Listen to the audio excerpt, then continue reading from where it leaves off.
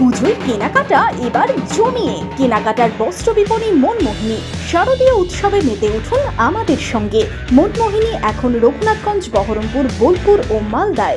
বাংলার শ্রমিকরা পরিযায়ী হিসেবে ভিন রাজ্য থেকে বিদেশে কাজে যাচ্ছেন। তাদের সুরক্ষা ও দেখভালের জন্য এবার আলাদা মন্ত্রকের পাশাপাশি পরিযায়ী শ্রমিকদের জন্য মন্ত্রী নিয়োগের দাবি অধীর চৌধুরীর। আইন আনতে বিধানসভার বিশেষ অধিবেশন বসতে চলেছে মঙ্গলবার। সেই অধিবেশনের আগে পরিযায়ী শ্রমিকদের জন্য মন্ত্রী নিয়োগ ও নতুন মন্ত্রণালয় তৈরির আবেদন বহরমপুরের প্রাক্তন সাংসদ অধীর চৌধুরীর। তার দাবি, দেশ বিদেশে বাংলার বহু পরিযায়ী শ্রমিক নির্যাতনের শিকার হচ্ছেন, সাথে অনেকের প্রাণও যাচ্ছে। তাদের দেখভালে এই পরিযায়ী মন্ত্রীর দাবি জানালেন অধীর চৌধুরী। বাংলার পরিযায়ী শ্রমিক হরিয়ানাতে নৃশংসতার শিকার হলেন। এই ধরনের ঘটনা শুধু হরিয়ানাতেই নয়, ভারতবর্ষের বিভিন্ন প্রান্তে এর আগে ঘটেছে। সেদিন আমি এই মর্মে চিঠিকে দাবি করেছিলাম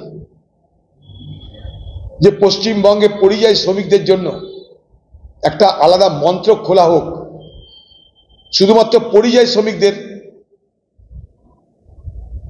দেখভাল করবে, তাদের ভালো মন্দ নিয়ে তারা ব্যস্ত থাকবে, তাদের বাইরের রাজ্যে সুরক্ষা দেবে, তাদের আর্থিক নিশ্চয়তা এবং বাকি অত্যাচার বা বঞ্চনার হাত থেকে রক্ষা করার ব্যবস্থা থাকবে। তার জন্য আলাদা দপ্তর হোক, আলাদা মন্ত্রী হোক। কারণ আমরা দেখেছি ওভারসিজ ইন্ডিয়ানদের জন্য মন্ত্রক ছিল।